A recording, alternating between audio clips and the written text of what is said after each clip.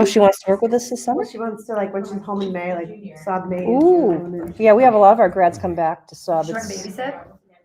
The funny thing is, no, she doesn't like children. Like, she likes high school babies. But it's just hard. You know, when she was little, she always wanted to, like. Can I change the invitation? I can't change the invitation. No, really though? He's good with kids. Can you ask him? Because we really need him. He's really good. Are you kids? Do you have water diapers? Yeah. He's actually really good. Our kid's favorite babysitter was a high school baseball player. Like, they still love it. He's grown now, but. Does he like Avengers? Oh, yeah. Noah's all about He's it. an Avengers expert. Noah's all about. But yeah, so Jess wanted to be a teacher, and I kept saying, no, and then she went to school, she was going to be a chemist. And she's like, Mom, I'm having an educational psychology class. I'm like, you really good? Do you need me to do anything on my end? Are you a co-host? The whole thing was like, you're going to WPI, you're going to be a teacher, like. I see what you're saying. Every number I put in, I mean, it's teachers though. So we're not able to get on yet, or? I said it just takes 2 seconds. His computer's got to. Yeah, because I'm not able to post yet, so that must be the issue. Do we have any other folks online? Oh, there's Sam. Sam's on now. I got him. I have a couple of those, I'm sorry. Anastasia, Just in case. still in a rehab facility. I've had them for a while. He has like the don't get sick ones. I was looking in the candy dishes for like a hard candy. And I saw these coming. Oh, there, in. I was Helen like, Nelson just joined. We're gonna be able to good to go. I didn't put the NPS on. This call is being recorded. Let me see if I can post now.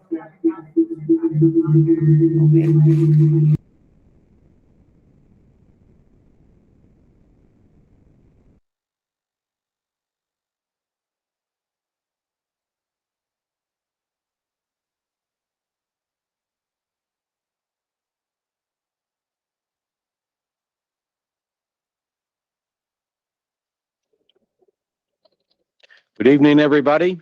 I'm calling this special budget meeting of the Newington Board of Education to order. It is Monday, February 13th, 2023. The time is 7:00 p.m. Please rise as you are able for the Pledge of Allegiance. I pledge allegiance to the flag of the United States of America and to the republic for which it stands, one nation, under God, indivisible, with liberty and justice for all. Please be seated. And I'm going to ask if the clerk would please call the roll. Michael Branda. Here. Danielle Drove. Here. Dr. Bruce Fletcher. Here. Beth Mankey Wagner. Here. Richard LaVerriere. Amy Parati. Here. Sam Sharma. Here. So on. He said it. He said it, but on Mike. Jessica Weaver. Here. Anastasia Yap. Here. I have everyone here except Mr. LaVerriere. All right, very good. So moving on, we're going to move into our public participation on any matter related to board responsibilities. If you are online with us, you can raise your hand and we'll call on you, or you can call 860-665-8659. We do limit civil participation to 3 minutes. We just ask that you state your name and the street which you live on.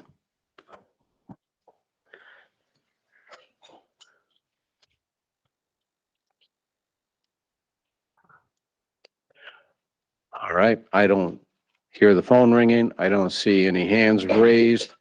So for the sake of time, we are now going to move on into our new business. So we are at a point where we as a board have already taken over the budget. But I'm going to turn it over at this time to Dr. Brummett. She has done some work today and she's going to get us updated. All righty. Thank you, Dr. Fletcher. And as always, I want to thank my team who helped to organize some of the information on these slides. Wendy, Kristen, Steve, Lou, Karen, all integral in getting things, all the facts and figures needed for tonight's updates. All right, so there was a request to get at least some additional information on graduation venues. Currently, there is $45,750 in the graduation budget, but that is not exclusively just the venue. It also includes the cost of diplomas, band transport expenses, staff stipends, and other related expenses. So I did have my office call a couple different venues today. They called Rentschler Field, and the starting, I want to be clear that this is not all inclusive. This is just kind of get you the rental and some setups, but not all the expenses. Rentschler Field for needs of our size would be about $15,946. The Bees was quite a bit cheaper, actually, at $3,000 for 4 hours, but this doesn't include anything but the rental of the facility. You'd have to add in the stage, the sound system, police, security, and they do not allow kids to sit on the field, so the kids have to sit in the bleachers with everybody else. I'm not sure how folks would feel about that. Oops, that's not what I wanted to do. How did that jump so far? All right, so just so folks see where we've been over the last 3 years, 1920 didn't put up here because that was the drive-by year. But when we did use Dunkin' Donuts Park, it was pretty comparable to the cost of the Oakdale. And again, that's all in. That includes security. You have to actually pay for local police folks to be there. You have to, I think Dunkin' Donuts made us have like ambulance on standby. So we had a pretty comparable expense there. Last year, the Oakdale was $30,952. Just a FYI, we had a credit from the previous year. We had thought we were going to go there, put some money down, and then because of the COVID expended issues, they would only allow like half the normal people in there. So that's what drove us to look at Dunkin' Donuts Park. And our expenses for this year are expected to be $33,020. And again, that's just the Oakdale component, not all the other things that go into it, like staff and band and all of that. So I don't know that there was some good suggestions as we were sitting around tonight for the meeting about like maybe Welty Hall at Central that we did look online. Thank you, Craig. That's about a capacity of 1,800, but you would have to have the students sit in the audience with everybody else, which is what they do at the Oakdale. I did look at what is our capacity here at the Alumni Field. Lou did a quick Google Earth kind of analysis, and we think between the home where the home team spectators sit is about 750 people that can sit there. About 250 can sit on the visitors' benches. The children would have to be the graduates would be on the field, and then we'd have to find somewhere for the faculty to sit, but that could also be on the field along with the band.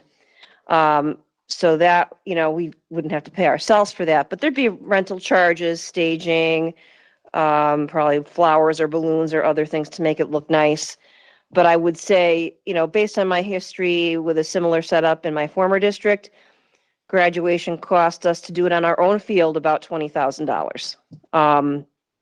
The challenge there is rain. You have to have either a rain date or basically you move it inside, which is typically what you do when it's on your own property. And then you get into significantly decreased capacity. I believe our auditorium would have a capacity of about 800 in the seats. And the kids, because of the small stage and the need to have the band on the stage and all of that, the kids would have to take up 300 of those 800 seats or 330. So that would really limit the attendees. What we also did, my former district, is simulcasting. We ended up graduating in one of our gyms. We had 2, and then the overflow crowd was in the auditorium, and you simulcast to them. No one was thrilled with the whole thing, but you did what you had to do. So these are things for the board to think about in terms of our expenses relative to graduation.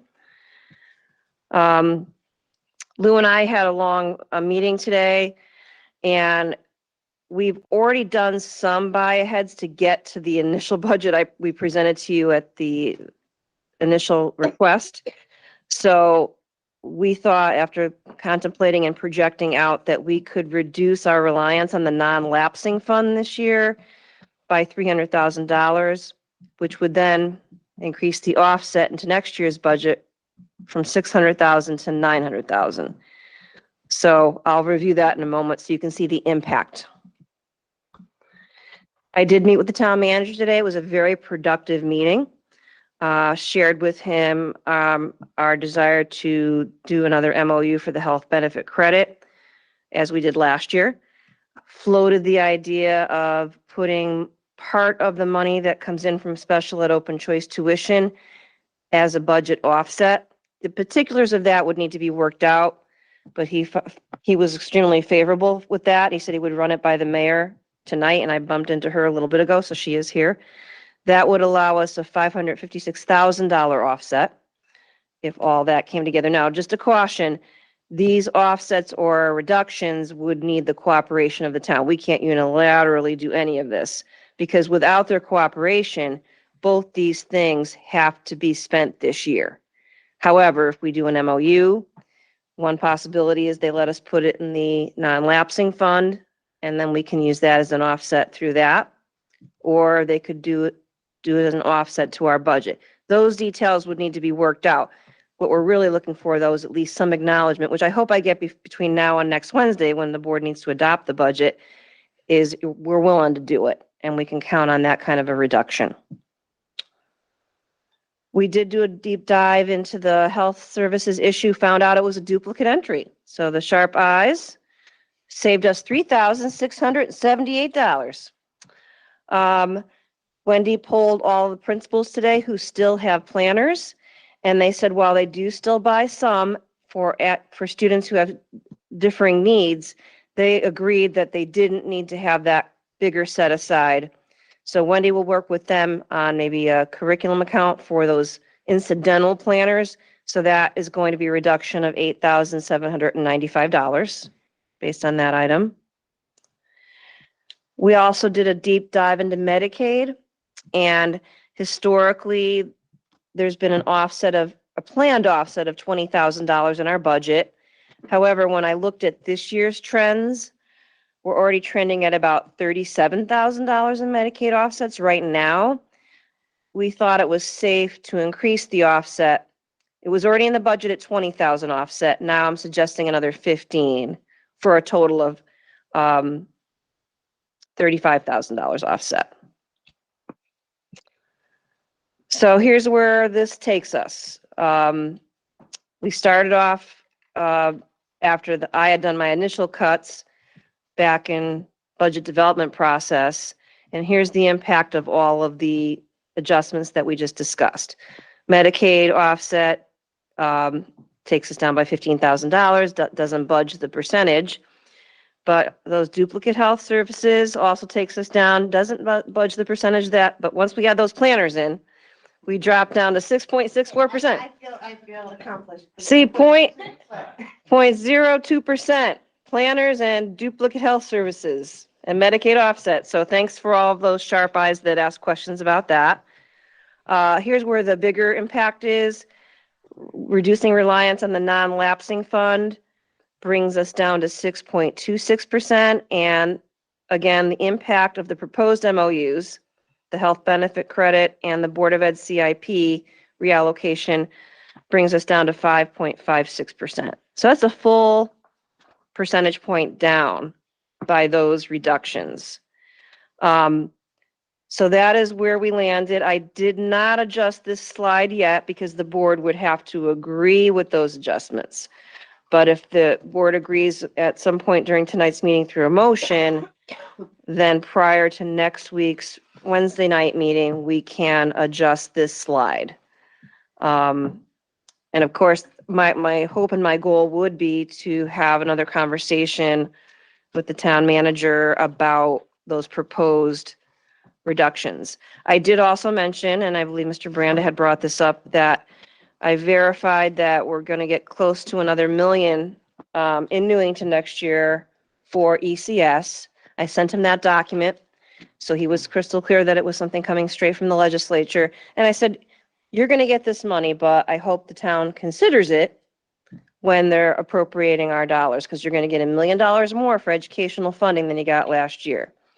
So he already knew about it, or he had read my memo, I'm not sure which. And it's just a point, and I will put it in the cover letter as suggested to further amplify that, that really, when the legislatures make those increases, their intention is it affects the school district in a positive way. Doesn't always happen that way. Some towns say, oh, good, got another $1 million to offset. I did ask James where the town's budget is hovering around, and they're hovering around the 2.33% range. But I don't know if does the board realize that every year the town is taking an offset in their budget using the general fund? And of course, with that, it's not a health benefit credit. It's a general fund that gets replenished all the time. So it's an offset in their budget, usually at about at least 500,000. Lou, is that accurate? Could you comment on that? The budget offset that the town takes is over the last 7 to 8 years has been between 2 million and 2,500,000 a year. Oh, That's used as far as applied surplus that's there. So when the overall budget now is I believe it's up to 120 million range, maybe a little higher. It's 1.5% of the overall budget, maybe closer to 2%. so if they were in our boat and didn't have a general fund, their asks would be higher too. So, and Correct. oh, thank you. And thank goodness I checked. 2.5 million is a heck of a lot more than 500,000. So anyway, that's where it all sits. And again, all productive conversations today. And I was pleased to see the impact, which literally I found out about like 15, 20 minutes ago. So I'll turn it back over to you, Dr. Fletcher, for any questions. Okay, so Anastasia, go ahead. Hello, thank you. So in regards to general fund, I know we do have over 500,000, but just to clarify, isn't that for like emergencies, like for like natural disasters, if something happens in the town, isn't that money reserved for that? Not saying we have any, but isn't that what the general fund is used for? Just asking. I believe I got most of that. I think what Ms. Yap was asking for is the money that the town uses as an offset in the general fund strictly for emergencies. And my understanding, and Lou, you can comment with your history, that is not the case. Well, the money allocated for their budget is one piece of it. They still could draw upon it for emergencies. In fact, we could even ask for a special allocation if we ever needed to. I'd prefer not to. Lou, can you comment on that? Yeah, the money that's applied from the general fund as part of the regular budget adoption is really money that's above and beyond the safety factor that they've established for the overall financial health of the municipality. And I'm not exactly sure with numbers, but let's just say it's 10%. So once they hit the 10% level, any resources that end up in the general fund at the end of the year are available for reallocation to reduce the future tax burden on the taxpayers. That is a decision that's solely by the town council for them to decide on what is the right thing to do for town purposes. If they need to invest those dollars into major capital projects, they might do that. If they feel they just would like to use it for tax relief, they will. But what they won't do is go below the safety number that's been established to accomplish that. The only time that might happen is if there's truly an emergency where they do need to dip into the general fund real reserves to deal with significant emergencies or problems. But for balancing the budget, that would be for resources that are above and beyond the safety factor. So sorry to ask another question. If it's okay, Dr. Fletcher, can I ask? So can we find out how long the balance has been there in the general fund and if they've had to use it for any issues? And if it hasn't been used in the last 5 years, maybe they can help us out in that aspect. Do you get what I mean? Like if you have this general fund and you have millions of dollars in it and it's just sitting there, maybe they wouldn't mind helping us out a little bit with our budget. Is there any way somebody can find that information out? Like how much is in there, how long it's been sitting? Do they use it? Do they not use it? Well, all that is in their financial report, the CAFA report that's published every year. The general fund has some of the same characteristics as the non-lapsing fund in that it's just a pool of resources that once they're used, they're gone. The appropriations to sustain a ongoing concern are things that really need to be developed and integrated into the tax base and the tax mill rate that's actually adopted by the town each year. So the reliance on the general fund would not, I don't think we would get any real support for that purpose of plugging a one-time hole, because the problem will recur the following year. It's really something that needs to happen through the mill rate adoption and what the general consensus is for what type of school system we need to have with the community leaders, and where all that support begins and ends. As far as the what amount had been used, we can pull that off of the basically the cover page of the board of the town budget document each year and see how much was utilized for that purpose to go toward reducing the tax rate. As far as if there is any emergency use, I would have to request that from Janet Murphy for some kind of historical perspective there, because I don't have access to that part of their financial information. Okay, thank you so much. If you could request it, I'd appreciate it, just so we can kind of get some kind of sense of. Okay. Thanks, Brenda. Page 17 of this year's budget. Okay, thank you. I saw it pop up in the bottom. Thank you so much. I'll look at that. I see it was just sent to me in the chat. So thank you very much. All right. Thank you. Ms. Weaver, you had a question? Yeah, I was just gonna follow up about the fuel costs for the community services, if there was any, like the 50,000 in there. Was that one of my slides? No, that's just what I was. Yeah.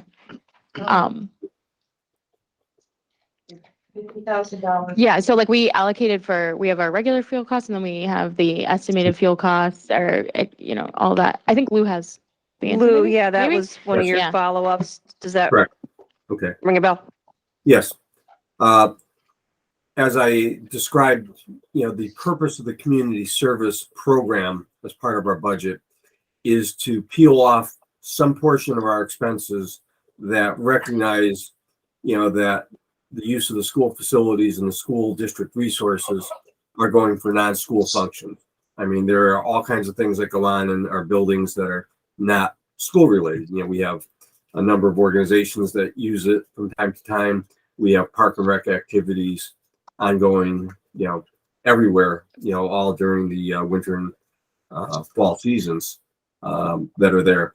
And, in recognizing those costs, the reason behind it is in the traditional allocation of expenses at the state level, they want to know what dollars are being expended out of a Board of Education's budget that really doesn't benefit the students.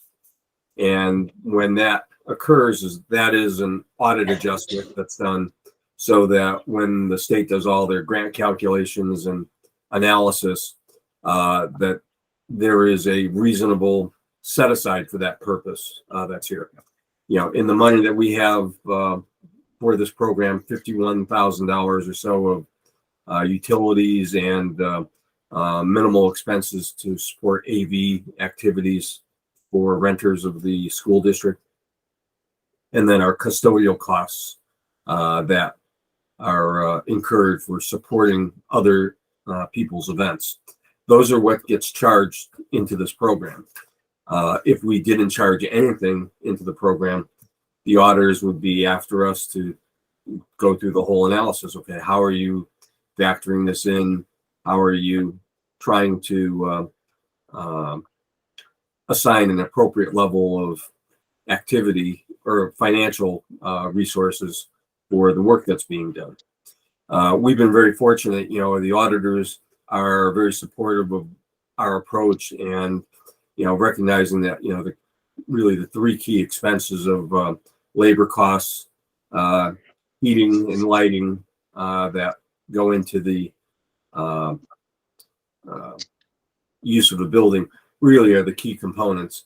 And we're not pressed for going through, massive spreadsheets of, we had 725 visits that are here and how much is being allocated to each organization, because that would take a tremendous amount of understanding of other people's operations to be able to come up with that, that depth of analytics or an allocation to basically just disqualify money from the ECS grant for us. So the approach has been mainstream. It's been something similar to that ever since I've been here for almost 30 years now, and it's never been challenged by our auditors. So we've been very fortunate with that. If we increase the charges in this area, it would reduce our calculated base for what is eligible under the ECS. If we tried to reduce the base and have nothing in the program, that would be picked up at audit, and we would have to disclose something. So you can't really get away from it or create a budget cut around it, because it's something that will come back whether you want it to or not. So, and it's just not a lot of money in the overall scheme of things. Is that what answer your question? Okay. Yeah, no, I just wanted to make sure. I didn't know if it was coming out of the overall fuel or just was it duplicative. Was kind of just hoping it was doing, but thank you for the very. Not duplicative. That's the bottom line. Yeah, Lou. just want to check. Thank you. Ms. Wagner?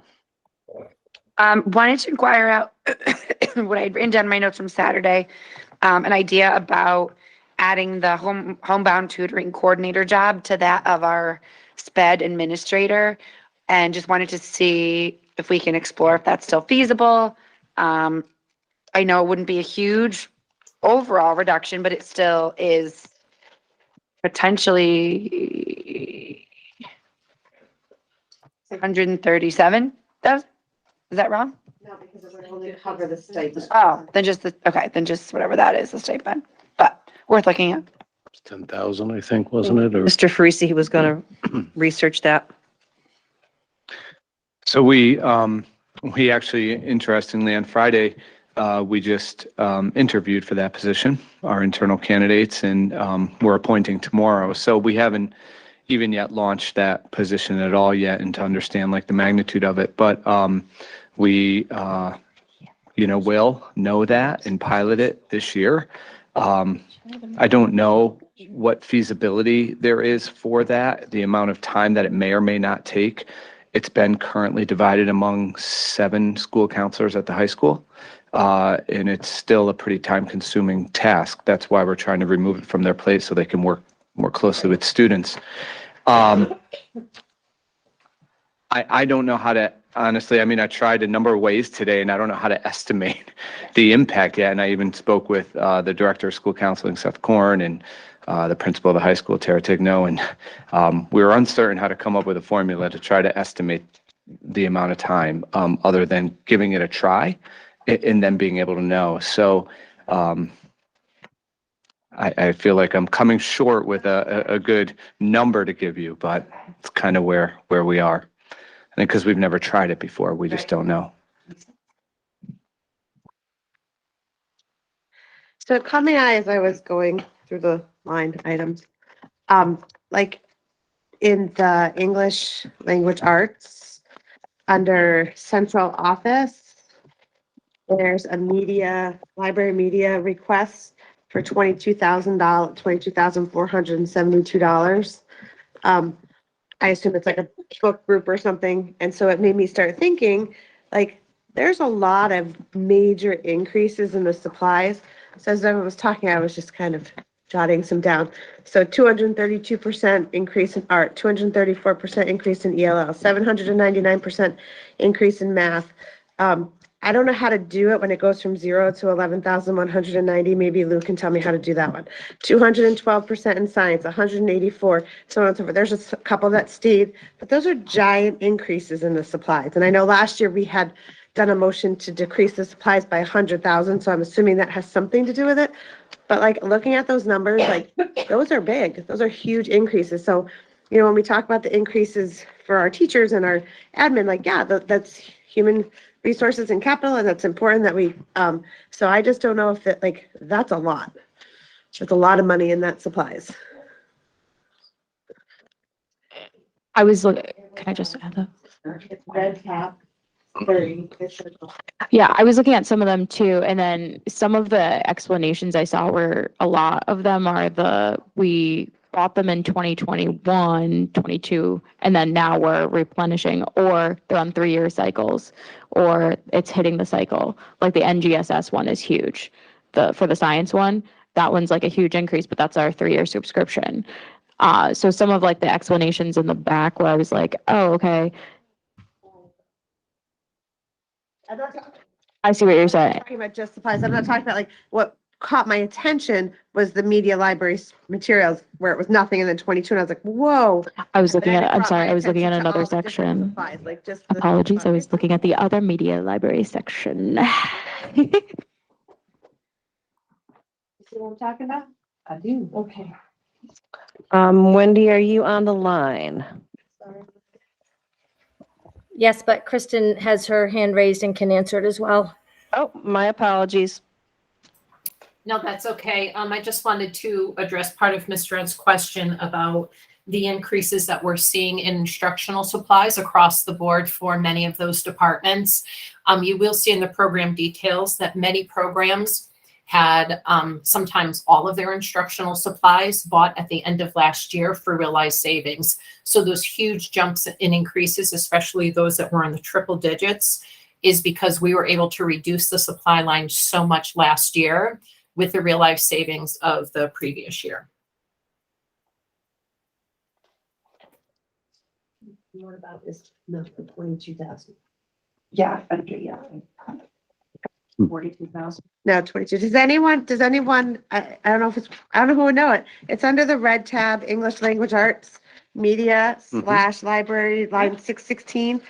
And it says for 30, which I looked back on my little chart, and that's the central office for $22,000. I haven't seen anything like that in any of the other tabs. Like any other subject areas. So Kristen, it's under media library materials, section 30, going from 0 last year to 22,472 this year.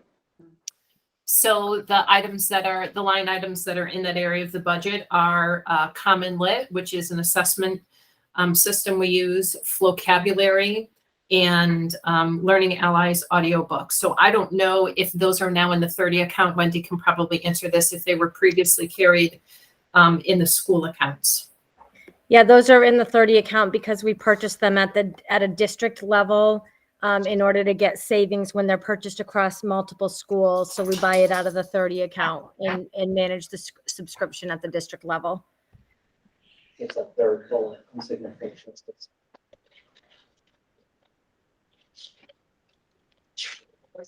Oh, yes. Where they're increasing. It's related.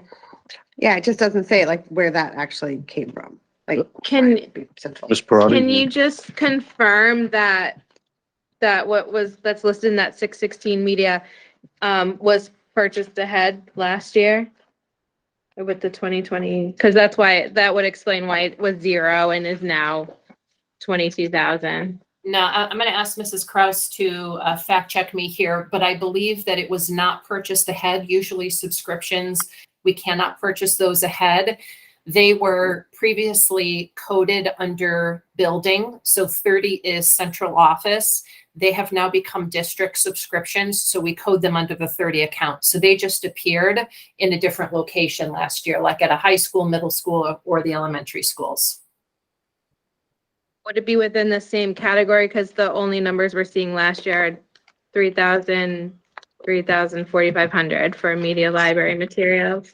Yeah, so what I can add to what Kristen's saying is that Common Lit, for example, is a newer service. It took the place of some other resources that they were using that were in supply accounts, but now we're using Common Lit for those purposes, and that's why that's an increase in that account.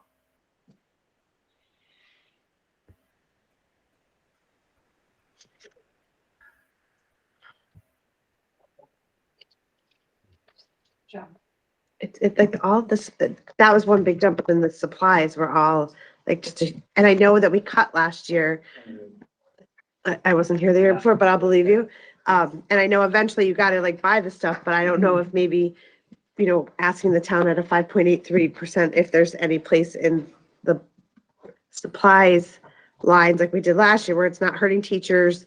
It's not saying let's cut admin, although you know how I feel about that. I don't know if that's somewhere where we need to look more closely. And I don't know what is there anything, I guess, this is really for you guys, is there anything in the budget that really could be cut without it being a detriment to the learning experience for the students of Newington? If the board wants us to dig deeper, we can try. We went with the route of spending less this year so we can use more non-lapsing next year, but we can go take another swipe through for more reductions in supplies.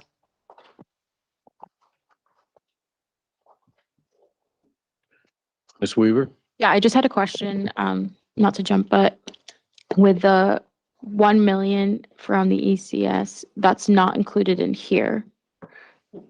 So effectively, if we could, and do we have a running history of how that has been applied or we've been able to use in the last few years? For ECS? Correct. It goes straight to the town, Right. and the town finance director lists it as an offset in the town's budget. So we never see So it. we never actually, Mm-mm. and we don't have any way to be able to say, okay, well, we could use it or we used it this year in 2019 for this because it We doesn't. never have, no, it strictly goes to town. Obviously, it's, the legislative intent is that they Right. would then pass it along to us through a budget appropriation, but that's not a guarantee, nor is it required that they do that. Because I'm just looking at what a $1 million reduction would also then do to our ask. I'm not going to say like, oh, it should be our money, but to me, if the intention is we're getting that because of our school district, not because of anything. We're getting more Okay. money because other districts are overfunded Right. and we're underfunded. Mhm. And this is the state's way of leveling the playing field appropriately. Some districts that are not too far from us are going to get less this year because Right. Yeah. of their financial standing. So just to confirm, we just can't track any of that history, and we haven't had an MOU where we would say, hey, town, you can give us our ECS money. I guess I'm Pretty just sure they looking for wouldn't any kind sign of that. precedent that was set there, and kind of, because I think the like visual of how it looks is that, we're bringing in all this money, but we're not necessarily as the school district seeing that. Okay, thank you. Yeah, no, your argument is pretty Okay. much the argument of, I think, where those legislative folks would say. Yeah, okay. But that's not, they can't compel local municipalities to do that. Okay, I'm just trying to look at like, if we used it, what would the budget adjustment would be? It would be, like, if we had I think it's like 900,000. It's Then just that under would- $1 million. So Lou, while Yeah. you're there, if another 900,000 were reduced from the budget, what would our Just like percentage seems go like a to? big line item to me that could be of use to us given, but Yeah, that would be about 1.1%. So we'd be down in the 4% range, On top of what's here. palatable. Yes, and agreed. And we would be at 4% if it hadn't been for all the reliance on non-lapsing. I think that was a slide I showed the first night. We'd probably be at 4.1% of an ask if we didn't have to backfill the non-lapsing. and I just one follow up on that. Is there any other, like, as we look at it, our peers, our touching towns, our DERG, like how their ECS money, we can't necessarily track theirs either, but I'm just trying to, It's published.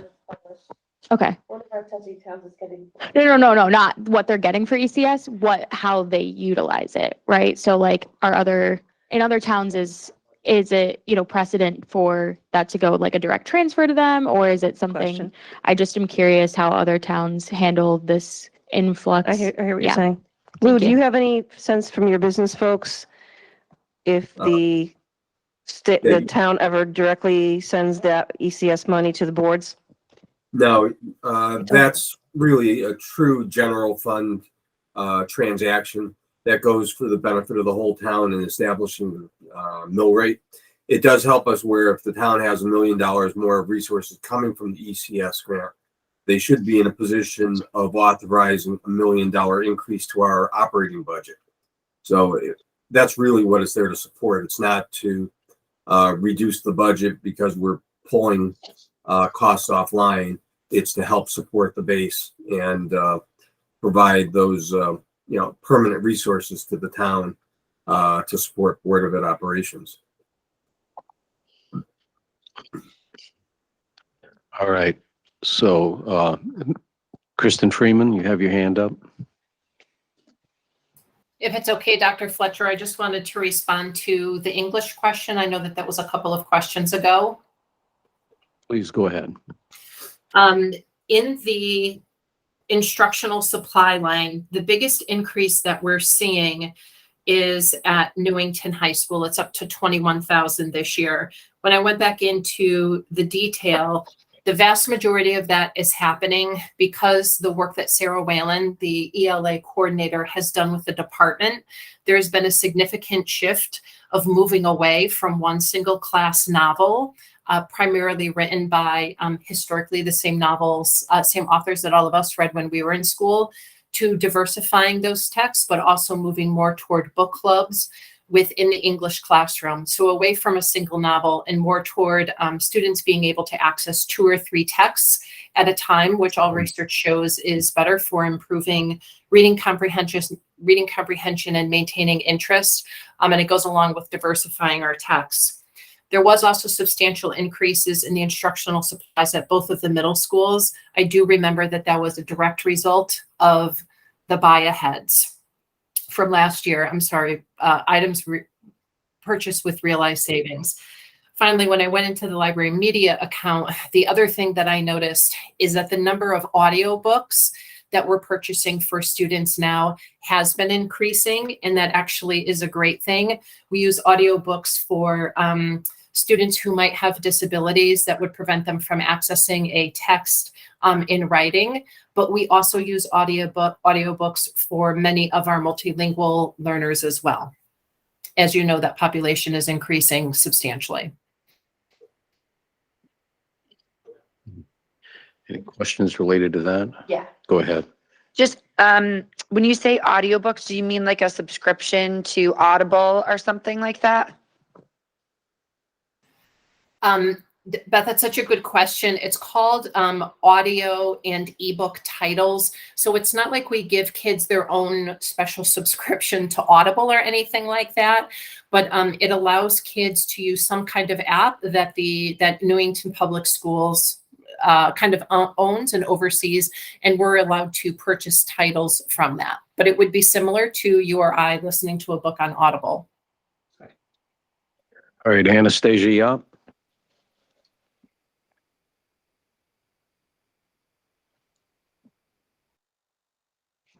Okay, no, her hand down. Oh, sorry. No, sorry. I was talking with the mute phone, the mute button on. I apologize.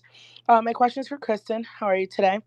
My question is in regards to buy-aheads. I know we discussed this kind of in depth last year in regards to the buy-ahead program and how we kind of get into a little bit of trouble because you don't know what you're going to get. How much are we allowed to buy ahead? Who approves that? We don't have the budget. We don't know what's going to be. So I kind of feel like allowing the buy-aheads is probably, getting us into a pickle as far as budgeting because we've already bought the things ahead. Now we have to pay it back, as opposed to figuring out what our budget's going to be and then figuring out what we should actually buy. It's like having a savings account going into the negative instead of just budgeting for what you can afford. Ms. Chap, I'm going to have Mr. Giacomowitz or Dr. Brema answer that. I'll start and then I'll let Lou fill in the blanks if I don't do a good job. So by the phraseology, buy ahead refers to us buying items in next year's budget this year with money that we can spare from this year's budget. So we aren't buying like ahead against next year's budget. We're actually lowering the ask for next year's budget by buying those items now. We've done that over the course of several years, especially during COVID when our budget was less utilized because of the circumstances. But yes, we're not allowed to begin spending next year's budget money until July 1st. That's by, I'm sure, the charter or some other regulation. Lou, would you want to add anything to that? Really, the hand-in-hand concept with the buy ahead is the budget cut that goes with it.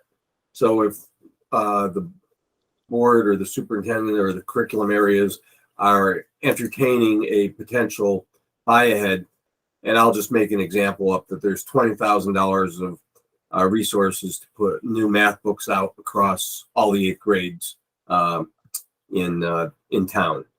And to both lead time is part of it, where if your processing order is starting this time, maybe March 1st through the end of April, ensures that you get all your supplies in a timely fashion that are ready for distribution, earlier in the summer, instead of hoping it shows up for the first day of school all the time.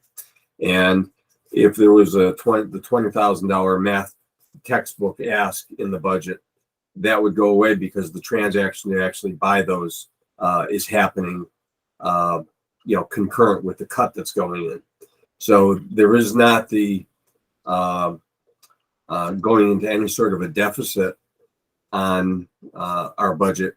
The only downside is you have a very skinny budget left over into the new year. So if I had a $22,000 initial ask and I bought ahead $20,000 of it for the textbooks that were going to happen, there's now $2,000 left in that budget to handle the operational needs during the school year. So if there was a request the following year to do new math books across all the 7th grades for another 20 grand, you would have a 10,000% increase because you're going back up to 22,000 from a $2,000 appropriation. It's really just having the sensibilities of knowing what initiatives have been accomplished with the strategy, what it's done to provide the relief from the taxpayer, or really to the taxpayer, by being able to utilize resources to the maximum, and being able to sustain a quality school district that is the net result. How much did we buy ahead in total for across the board? Do you have that number, or can you get that to us? As far as this year, Across the board, yep. As of after July 1st until now, how much did we buy ahead on every department? Math, English, every department. How much did we buy ahead? I would venture a guess here. I have not looked at it, but I would say we might have moved ahead $30,000 to $35,000 so far. Per department or just total? No, overall, everybody. Okay. There's not a lot has happened yet because the decisions haven't been made yet. Okay. We could, though, get more information historically, but that would be for this year to get to this number, the initial 6.68. Yeah, not including the COVID years. That was an off time for our school system. Right, that was highly unusual. Very, very valid point. Yeah, just so we can kind of figure out, like, if our buyer heads are equivalent to this amount minus the COVID years, realistically, what do we need versus what we're getting versus what we're spending? Do you get what I mean? Just that's my thought process behind it. Like, if I'm having to buy ahead $30,000 to $35,000 every year, and then I'm stuck with I'll use Lou's word, skinny budget, what do I actually need to sustain my school system with the new books, with the new technology, with the new audibles, so we don't have to worry about being in this situation every single year? Just a question. If you guys could find that information out, I would appreciate it, just so I can have an idea. Okay. Yes, we can get that to the board. Sparati? Yeah, I was just gonna say kind of along those lines, when you think about the buy ahead, it's if we ended up with a surplus at the end of this year's budget, for example, the surplus would 1% could go into our non-lapsing fund, and the rest we would have to return to the town, right? I'm assuming. So we're kind of, I think someone said it, like we're reducing our ask because we're not putting it into our non-lapsing fund, we're using it, so we're making our ask lower. So like last year, our ask was a lot lower because we were able to do that. So I think it's, it's kind of a tricky thing. It's not that I don't think buying ahead is a bad thing. Like, I think there was some equipment that was purchased that wasn't budgeted for last year, realized some savings, and the equipment was purchased. It's going to be needed anyways, but now we don't have to ask for it this time around. So I think that's just, we can get the numbers and everything. I just think it's definitely something because we haven't been putting anything in our non-lapsing fund. So we could not buy ahead, have a surplus, put it in our non-lapsing fund, and then utilize it the next year. So like, I think there's many different ways of looking at it, but overall, like our ask was lower. Hopefully we can lower it some more. Yes. Ms. Wagner? I think the buy ahead thing is a little bit, maybe it's just me, a little bit complicated. It does make sense, and I totally get it, year 4. But it is tricky to wrap your head around. And so to kind of Miss Yap's point, I wonder if we could clarify that or make that really transparent, because I think maybe that's where some of the like conspiracy theories come out of, right? That like all this extra money, we're buying these crazy things. And I think, I'm not saying this is my idea, but I'm just playing devil's advocate. I wonder if some have it in their head, like, well, Board of Ed budgets this extra amount that they don't actually need so they can use the money to get the things that they wanted. Again, I know that's not the case, but I'm just like in my head trying to play everyone's role here. And I wonder if that is how it could appear. So I'm just thinking about a way we could convey the importance of the buy ahead and what it is and the kind of the nuts and bolts of it and the historical numbers, as you said, to support ourselves, if that makes sense. Yes, we will. We will dive into that and come up with a report for next week. Any more questions related to the buy aheads? Okay. Ms. Weaver? I guess my question too is like the practice of it in general. We buy ahead. Does the town buy ahead too in their budget? Like just common practice, right? Like, I think it is common practice for most school districts, but just curious if, I believe it because is. we do return money to the town as well.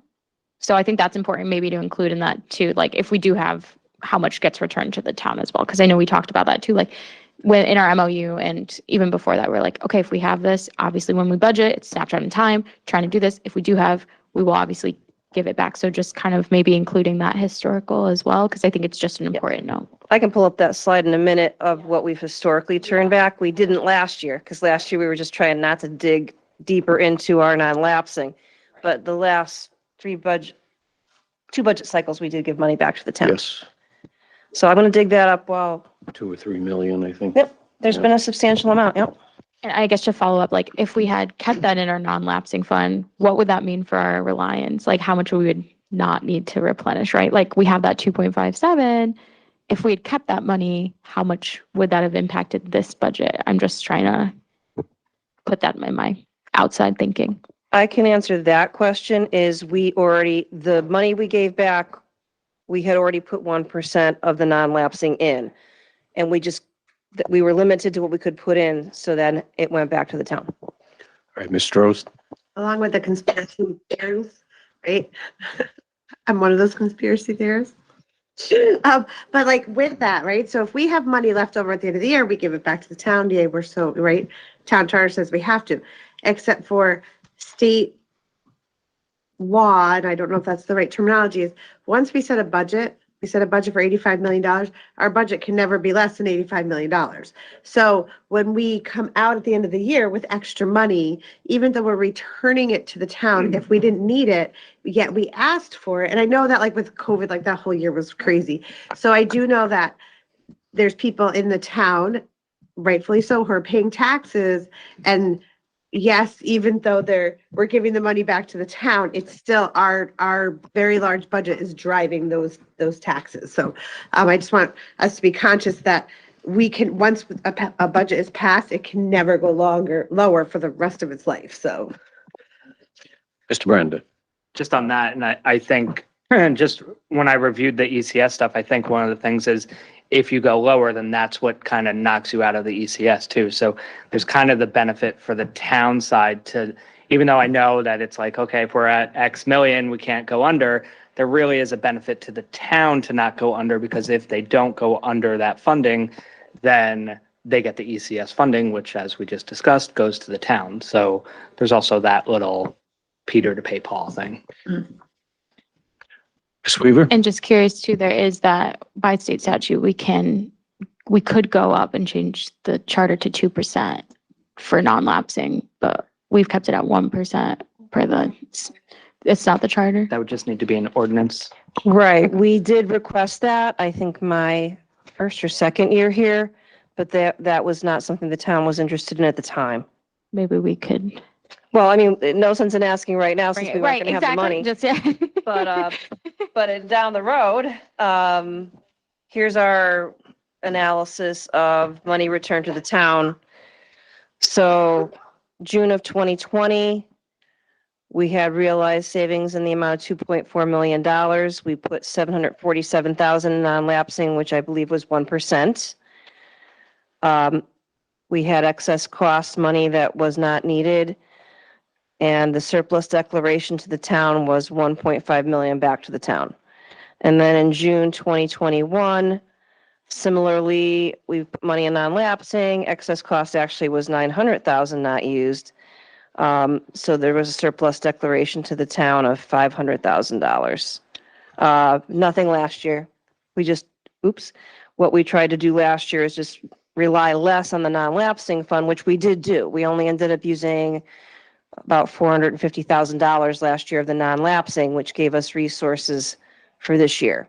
And we're still analyzing that as part of tonight's discussion. We've already looked at our crystal ball and think we're not going to need to use $300,000 of it.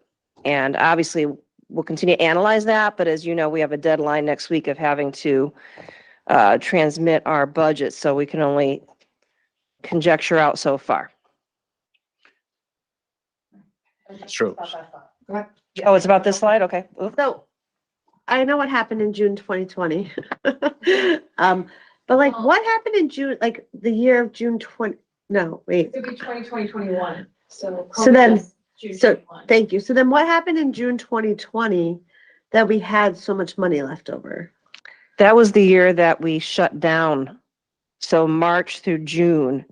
So then June 2020, I thought that was 2021. No, No, we shut down. 2020, March. And that was like no busing, no. Then what happened in June 2021 that we had so much money? Because we were open for the full school year. We did start off the year though in hybrid, and we were only running less buses, less, in person. Like the budget that we did for 2020 to 2021 was during COVID. So like 2020 is really the 2019. Right. So the 2020 is gonna, going into the end of June 30th, 2020 is gonna have extra money because we shut down, no teachers were sick, you had no, I get why there was a surplus that year. I'm just curious why there was such a big surplus in 2021, because even though you had less busing, but teachers were still in school, kids were still in school, even if it wasn't a full, buildings still had to be open. I'm just curious as to what was done differently that there was such a big budget. I think we had Wednesdays were remote days, so we weren't opening schools on Wednesdays, but buses were running. 4-day work school day. That's what 4 week. That's what I just heard. No. The teachers worked from home, or they work from school, but with no kids. There you go. 4-day. Well, the state might have something to say about that. but the other issues were fewer buses because we were only running 4 days a week buses. And I could, Lou, you could maybe do an analysis of what was, our health insurance went way down because people were not having voluntary surgeries. There's probably a host of reasons why that was. Okay. We had a lot of unfilled positions at the time, but we were able to make everything work because it was virtual, hybrid, small class, of kids who did come in. Substitutes were so much less at the time. That was a big savings there. Big, That's huge right, one with subclass. subs, paras, things like that. So all those, saved a real lot of money at the time.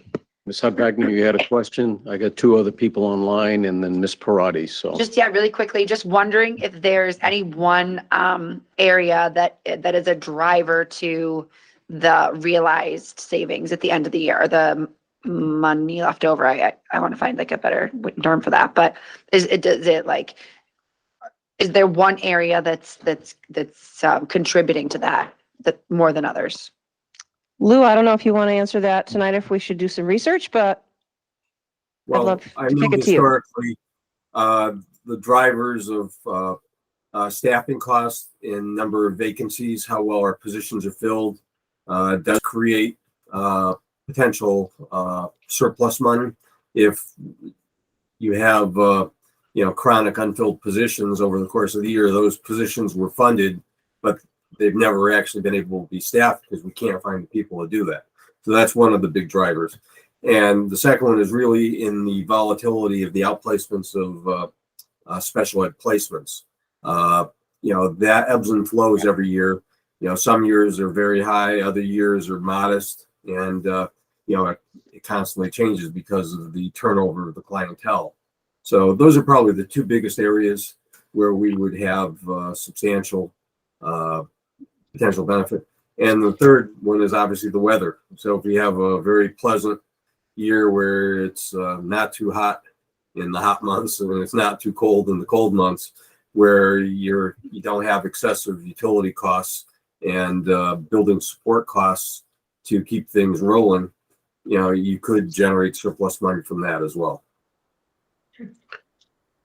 All right, so Sam Sharma.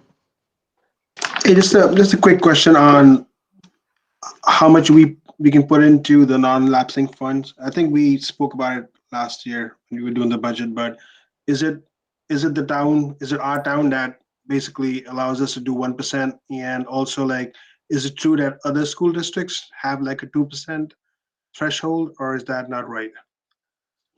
That is actually correct. So other towns like around our town have a 2% threshold, and then it's not the state, but it's our town that does not want to change it to 2%, right? It's town charters. Okay, and then we did try and change it to 2%, and basically they said no. Is that true? Yes, that's correct. That was 2 or 3 years ago. I asked. Yeah, I mean, I think we spoke last year too. All right, just to make sure. Thanks. All right, Anastasia, you up?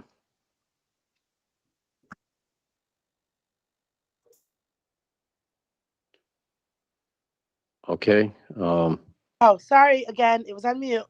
My apologies, Dr. Fletcher. So my question is in regards to the non-lapsing fund. So I know we do 1% of our non-lapsing fund. We do a 1%. I know other towns can do 1.5 and 2. I'd be curious to see what other towns in our DERG are doing in regards to non-lapsing, if that information is public. I know Rocky Hill, other towns, I don't know if Lou or Dr. Brummitt can get that, just to see if we can compare that to see what we're offering. I can tell you they can because we've seen it. Yeah. As a board, before you came on, we've actually seen this information. So I believe that Lou could probably have it for us by next Wednesday easily. Okay. And my second question, which is irrelevant to this, but just a question, how much did we end up saving from offering early retirement? Well, we didn't offer it this year because our retirement pool we didn't project that it would be much of a savings. I don't know if Lou or Steve knows what we saved those 2 years that we offered the early retirement incentive program. The first year might have been better than the second year, but I don't have the numbers committed. Do you remember, Mr. Faraci? Was, Lou, do you have that number handy, or do we need to send that? We'll need to go research. I know the first year was better. And really, it's Yep. the breakage that's generated immediately to Breakage, yeah. rehire at lower staff rates that was there. And it does put a tail out on some of the subsequent expenses for like the extended medical insurance. So, first year definitely is where the more substantial benefit was. But we will bring that figure to the board next Wednesday. Or I Thank can send it out ahead of time once we have it. excellent. Okay, Amy Parada, you had your hand up an hour ago. Oh, you all said now? She forgot her question. Yeah. Ms. Weaver? I guess just to that end, I know I'd asked, because I was saying, oh, well, like, a lot of it is, most of our budget is salaries and benefits. We're not looking at a big pool, I think, for retirement or attrition that we could do anything this year. I know that's kind of pre-budget, that's already baked in here, but just wanted to Yes. clarify that. We looked at it and we determined that there'd be so few that the breakage would be non-existent. We did look at it, knowing that the board would want to know, hey, did you consider it? And the answer is yes. But we just felt there'd be no financial impact of any at all to the budget.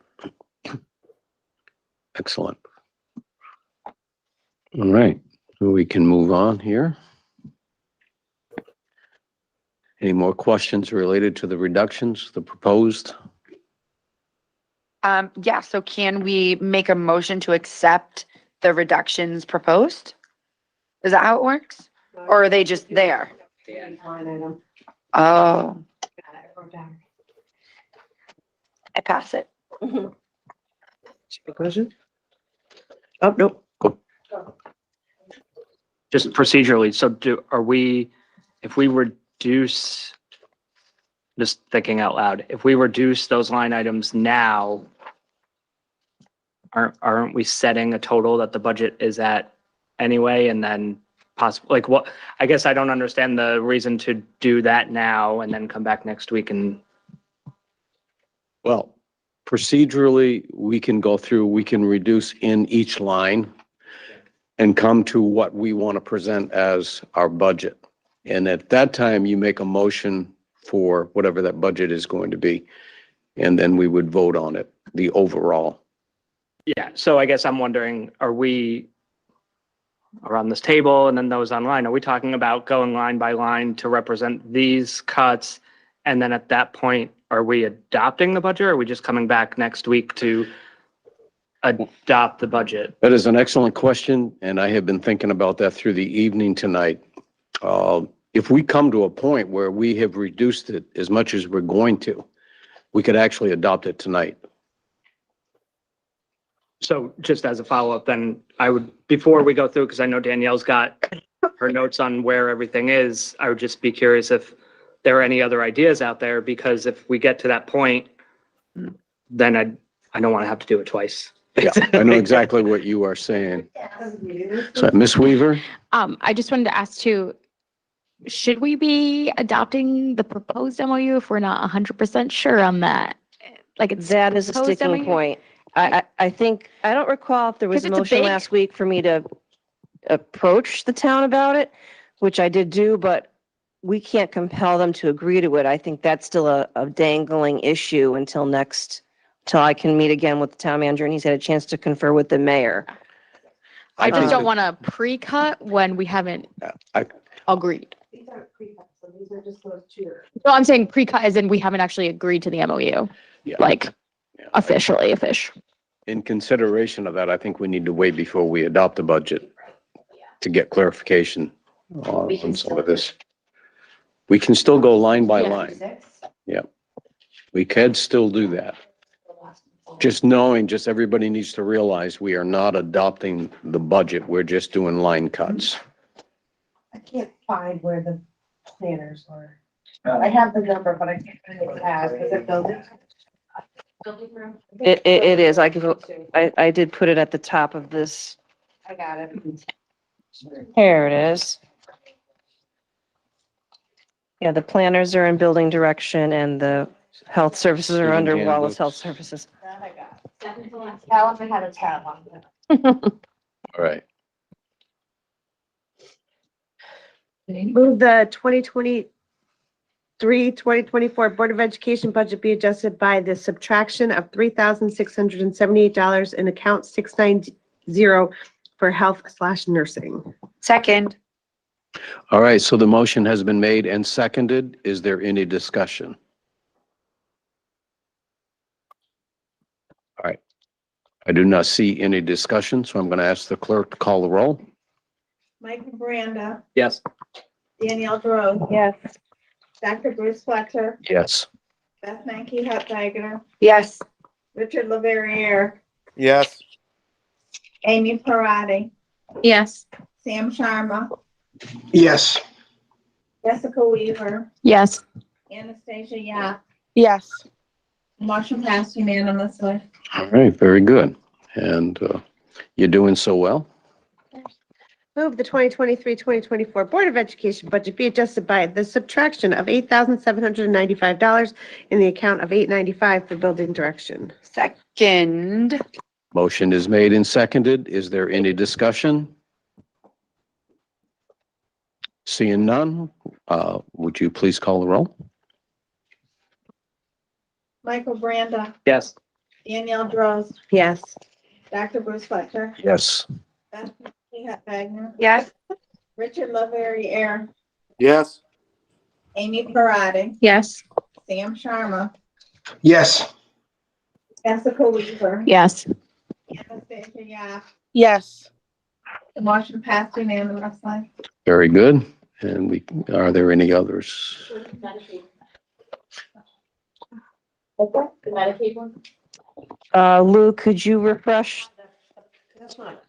It's just an increase in offset. Okay, Or anything, no. even though it does. It just changes. Oh.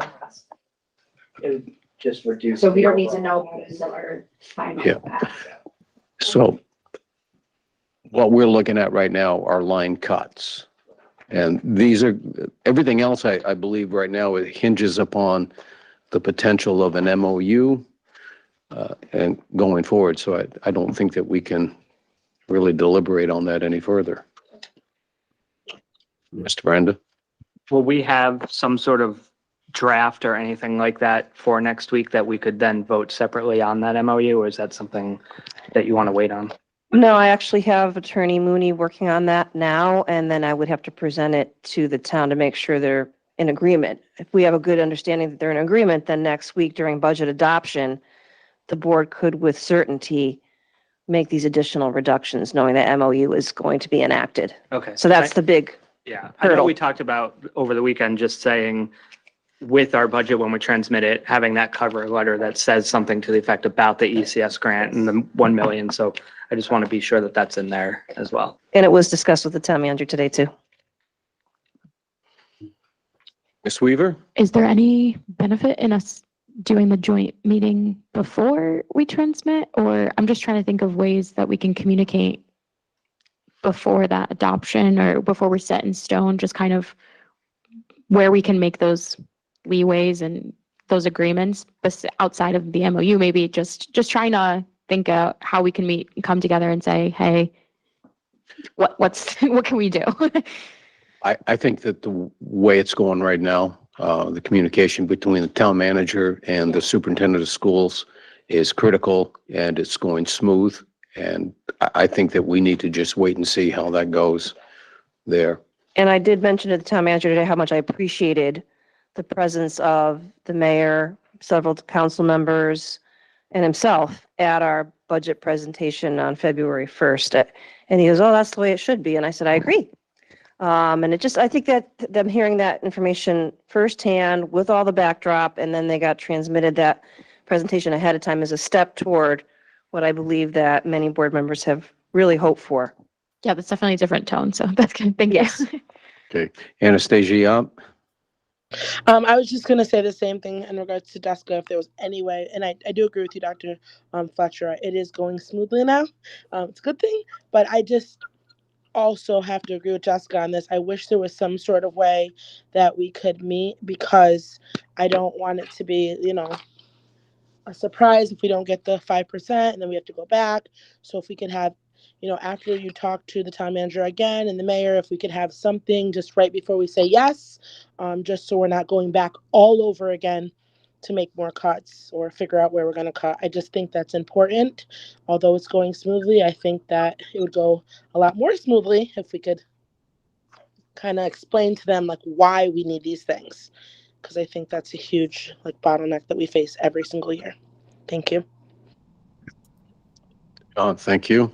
And I do. I'm in agreement with that. I think it's going to be a great idea, and we take it one step at a time. Lou, you want to chime in? Yes, just a quick recap. I've only showing that board has taken action on 2 of the 4 line items that are eligible to be cut tonight. I did not hear anything on the Medicaid offset or on reducing reliance on the NLF, which provides additional resources into next year. So with 2 motions that were passed so far, the budget sits at $83,901,987. It doesn't You are matter correct. numbers that are Yeah. here. Okay, Well, want to make sure we're right on that. We are going to hold off until the next board meeting before we do those line items. Okay, it's Those are the ones we. 6%. So at this point, we're at 6.6. Yeah, because one of the things that we're waiting on is going to be communication with the town manager, getting an idea of the direction if we're going to be able to do those things. Okay, that's fine. Or am I? Are we, I guess, and Lou, maybe when we talk about the offset, that to me, I'm understanding that as we're getting another grant, even though we're not getting another grant, right? So we're reducing it from the budget that we're asking from the town, but we're not really reducing it from it's not a line item. So I guess you guys would have to tell us the specific $15,000 line item you'd want us to cut it from, from salaries, because it's going to offset salaries, or do you know what I mean? Because the way that you motion is you motion a reduction on a line item. So if we get the $15,000 offset, it's not going to come out of salaries. It's not going to come out of, I don't know, water, whatever. Lou would know No. that. I know Medicaid comes out of what, Lou? We've been putting all of the non-lapsing fund offsets through the certified salary account across the 5 big programs. So this would end up being a $60,000 reduction each to language arts certified, math certified, reading certified, social studies certified, and science certified. So, and this is because we've restricted He's jumping to the non-lapsing. We've restricted the use of those dollars this year. So at the end of this year, there will be $300,000 more available to cover the utilization of non-lapsing money that we would have available. So we would go from 600,000 up to 900,000 next year. The other question, Lou, from the board, you probably didn't hear it, was where would the $15,000 additional offset due to Medicaid, what would that allow the board to reduce line item wise? Oh, that's out of special ed contract services for the 30 account. What was that number again, Lou? 1200-599-30. 1200-599-30. Right. Okay. So reduce that by 15,000. And then you're saying, what would be the 5 big accounts that, can you articulate those lines so the board could Yes. do a motion? Okay, so that would be account 1012-111, and then just put the 30 account down for the last item, because we'll have to spread that across all 7 schools, and then that would be, then math is 1020-111-30, then reading is 102. Wait. Okay. 101, 201, 301. Lou, you're a machine with numbers.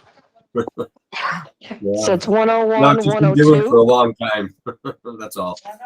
2 was the first one. 1012, then 102L. 102, well, first of all, there's no O's, there's zeros. Math teacher, thank you. Okay. 1012-111, 1020-111, 1026-111, 1028-111, and 1030-111. Okay, and then it would be 30 for the last suffix for each of the 5 line items. And that would be in sequence: language arts, math, reading, science, social studies. I'd like you to know, Mr. Giacomo, it's when you said the zeros, I had no problems. When you put the O's in there, it confused me completely. Okay, my Does apologies. the board have what they need for the motion? Ms. Weaver does? All right. I'll turn it over to you, Dr. Fletcher. Just do the, One at a time. yeah, all right, well, we'll do the non-lapsing then. All right. Move the 2023-2024 Board of Education budget be adjusted by the subtraction of $60,000 in account 1012-111, subsection 30 for, what's the actual amount?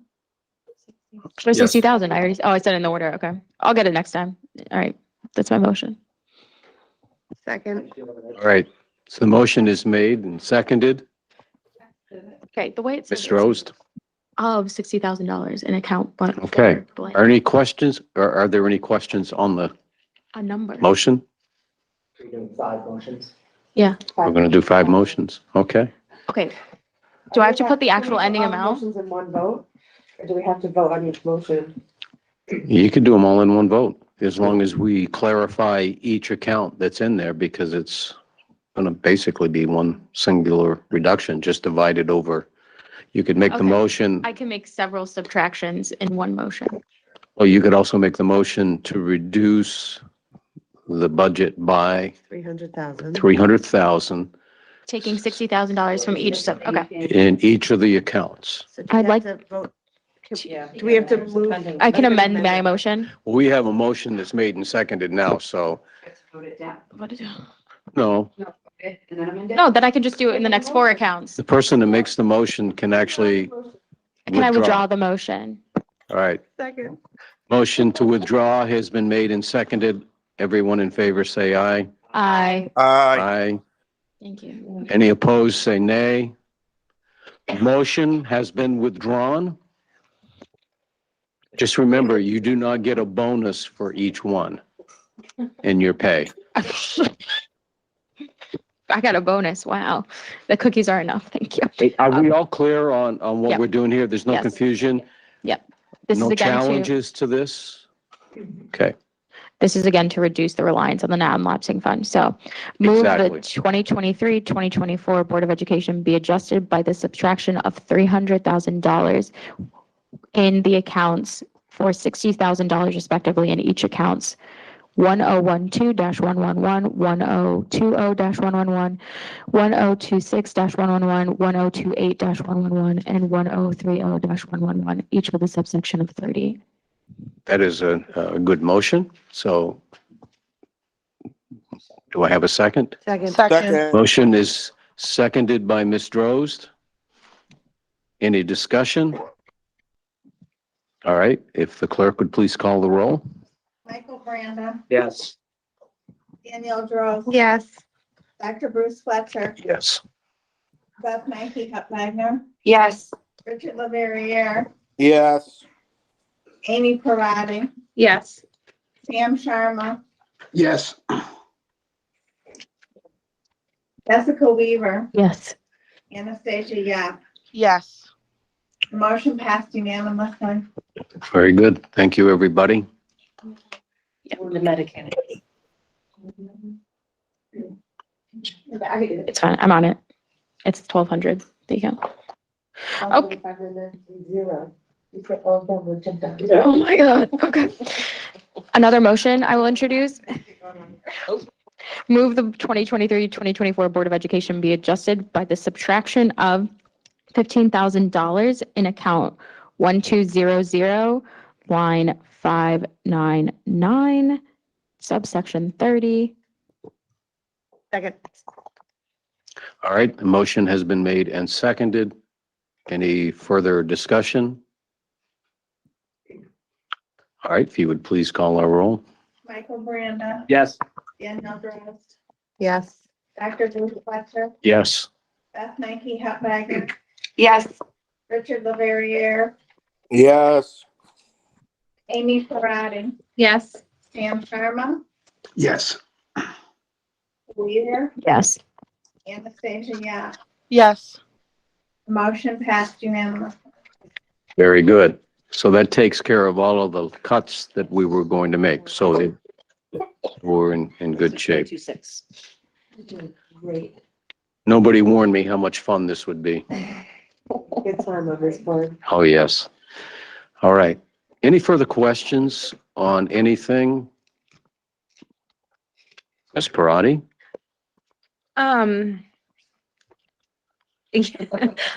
So I think just witnessing what just happened, I think there's a little, and maybe this is me, but the offsets don't really appear anywhere for us to like see, I guess, like overall.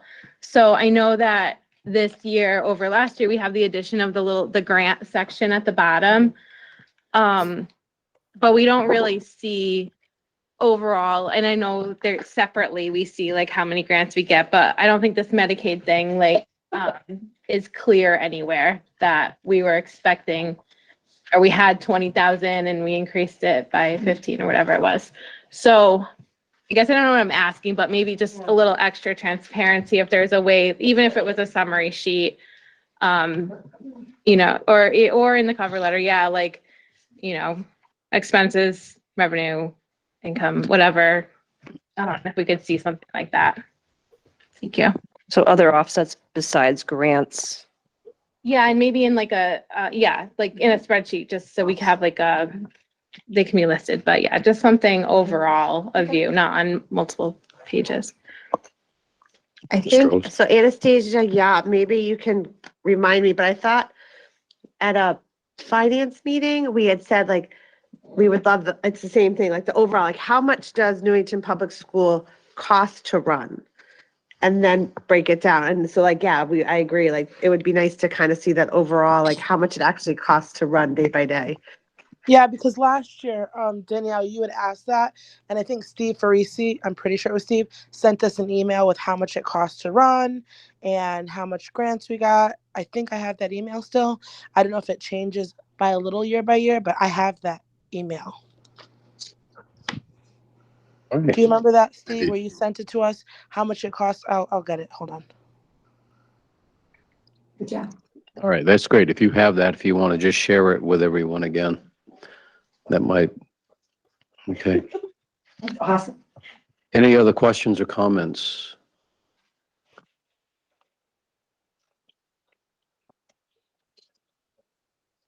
I am going to move this board meeting onto agenda item D, public participation on any matter related to board responsibilities. If you are online with us and wish to make a comment, you can raise your hand.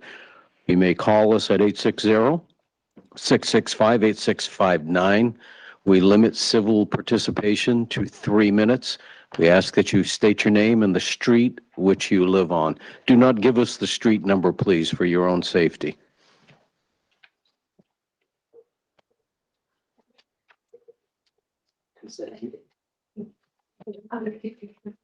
All right, no calls. Any further remarks by board members? Motion to adjourn. Motion to adjourn has been seconded. All in favor, just say good night. Hey, good night. Thank you, everyone. Good night.